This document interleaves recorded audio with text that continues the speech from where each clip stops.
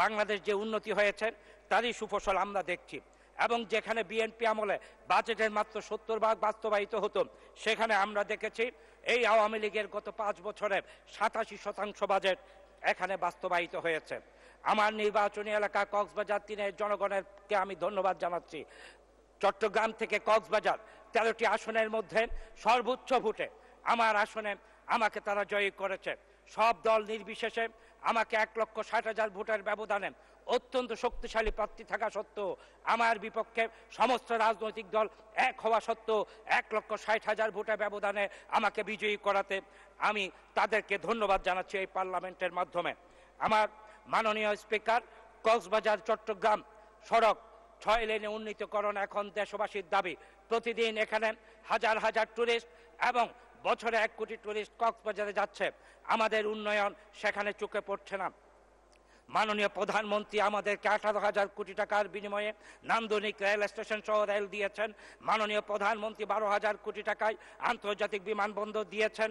আমাদেরকে Sheikh Kamal cricket stadium দিয়েছেন, marine drive দিয়েছেন, কক্সবাজারের রাস্তাগুলো প্রশস্তকরণ হয়েছে এবং কক্সবাজারের অভাবনীয় উন্নয়ন আমার মনে হয় বাংলাদেশে আর অন্যান্য জেলায় কম হয়েছে। তারপরেও আমার নির্বাচনী এলাকায় এখনো প্রতিটি ইউনিয়নের মধ্যে কাঁচা রাস্তা রয়ে গেছে। এখনো আমার এখানে 4টা বড় ব্রিজ, খরুলিয়া ঝিলংজা সংযোগ সেতু, খরুলিয়া দক্ষিণ মিঠাচড়ি সংযোগ সেতু, মনিঝিল সংযোগ সেতু, আমার এখানে সেই শুক্কুরের মঞ্জুরের দোকান থেকে সেই জালালাবাদ এবং পুকখালীর সংযোগ সেতু, এবং আমার এখানে তেলিপাড়া চরপাড়া সংযোগ সেতু, এসএমপাড়া ছনকোলা সংযোগ সেতু গণমানুষের দাবি। আমার কক্সবাজারের লক্ষ মানুষ এখনো কক্সবাজার শহরের নুনিয়াছড়া থেকে শুরু করে সেখানে সাত্তারগুনা, ফাতেরগুনা, বাদশাগুনা এবং এবিসি গুনা, সাহিত্যিকাপল্লী, লালপাড়া এবং বল্যাপাড়া, ঘোড়াপাড়ায় বসবাস করছে। আমি মন্ত্রণালয়ে চিঠি লিখেছিলাম, গতবার ভূমি মন্ত্রণালয় সিদ্ধান্ত দিয়েছিল সেই সমস্ত যেখানে মানুষ বসবাস করে লক্ষ মানুষ, সেই সমস্ত জায়গাগুলো তাদেরকে বরাদ্দ বন্দোবস্তি দেওয়ার জন্য, এবং জেলা প্রশাসক মহোদয় ইতিমধ্যে কিছু কাজ শুরু করেছেন। আমি ভূমি মন্ত্রণালয়ের কাছে আমার বিনীত দাবি থাকবে, আপনারা টোকেন মূল্যে আমার লক্ষ মানুষকে যদি দিয়ে দেন তাহলে মানুষ সেখানে আশ্রয় পাবেন। তারা কুতুবদিয়া থেকে সাগরভাঙ্গা মানুষ, কেউ নদী ভাঙ্গা মানুষ সেখানে তারা আছে।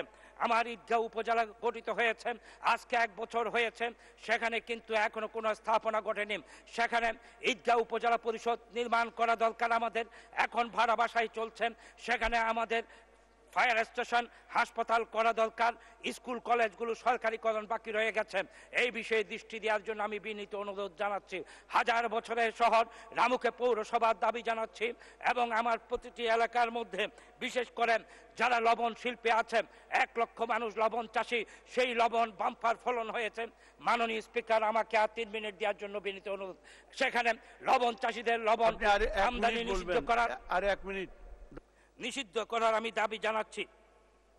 আমার মিয়ানমার সমস্যা, মিয়ানমারে আমার সীমান্তবর্তী এলাকা মিয়ানমার, সেই মিয়ানমারের মধ্যে আরাকান আর্মি এখন সশস্ত্র লড়াই করছে।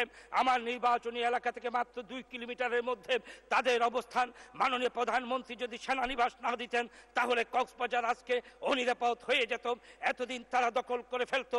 মাননীয় প্রধানমন্ত্রী আমাদেরকে শেখ হাসিনা 20,000 কোটি টাকা ইতিমধ্যে দিয়েছেন সেনানিবাসের জন্য, আমাদেরকে রক্ষিত করেছেন। এখন এই মুহূর্তে আমাদের দরকার বাংলাদেশের মিয়ানমারের যারা রোহিঙ্গা আছে তাদেরকে প্রত্যাবর্তন করে বাংলাদেশ, ভারত এবং নেপাল, ভুটান, শ্রীলঙ্কা নিয়ে, মালদ্বীপ নিয়ে একটি আঞ্চলিক নিরাপত্তা পরিষদ গঠন করা, তাহলেই কিন্তু বাংলাদেশের নিরাপত্তা বাড়বে এবং ভারতের নিরাপত্তা বাড়বে। আমার এখানে মসজিদের যারা ইমাম সমাজ আছেন তাদেরকে সরকারিকরণ, চাকরি সরকারিকরণের আমি জোর দাবি জানাচ্ছি। এবং যারা বিদেশের কারাগারে আছে, আমার বাংলাদেশে বিশেষ করে কক্সবাজার জেলার অনেক মানুষ। আরেক মিনিট মাননীয় স্পিকার, 1 মিনিট, 1 মিনিট বলুন। বিদেশের কারাগারে কক্সবাজার জেলার হাজার হাজার মানুষ এখনো আছেন। মিয়ানমার থেকে অনেকেই ফেরত নিয়ে আসছে আমাদের পররাষ্ট্র মন্ত্রণালয়ের মাধ্যমে, এবং প্রত্যেকটি দেশে আমাদের সেই কারাগারে যারা বন্দী আছেন তাদেরকে পররাষ্ট্র মন্ত্রণালয়ের মাধ্যমে ফেরত আনার জন্য আমি জোর প্রস্তাব করছি। এবং প্রবাসী যারা আছে, বিশেষ করে কক্সবাজার জেলার যারা সৌদি আরব, মালয়েশিয়া থেকে শুরু করে এবং গালফ স্টেট সমূহে থাকেন, সেই তারা যখন মিশনে যায়, সেখানে যখন পাসপোর্ট রিনিউ করতে যায়, মিশনে থাকা অফিসারগুলো তাদেরকে চিনে না, বলে যে তোমরা রোহিঙ্গা। তারা বুঝে না রোহিঙ্গার ভাষা এবং কক্সবাজার ভাষার মধ্যে তফাৎ।